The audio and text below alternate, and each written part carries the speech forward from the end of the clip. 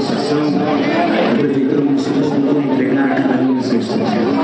E quando eles programavam uma tarde de shows, a preocupação deles era fazer um grande rodeio. E sabe o que é a preocupação?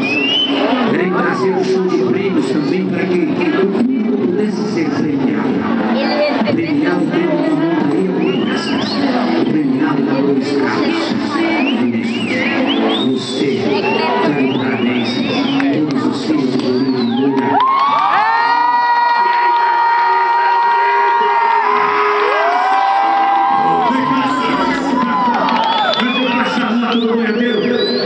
Posso falar, foi para quê?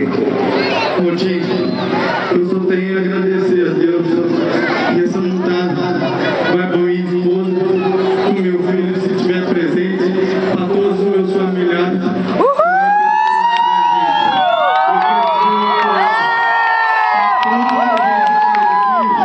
Não é só pra gente não, Valtinho. É pelo esse povo que tá aí na bancada que pagou suas entradas. Meu muito obrigado.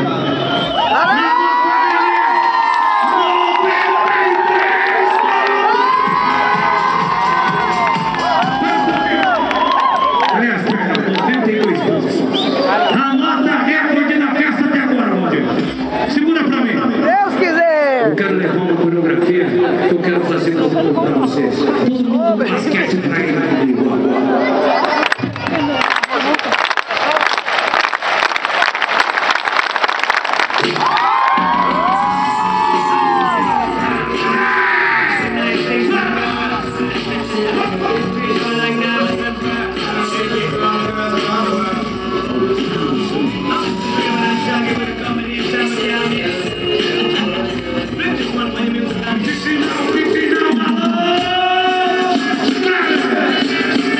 Agradecendo a Lua Nova Empresa.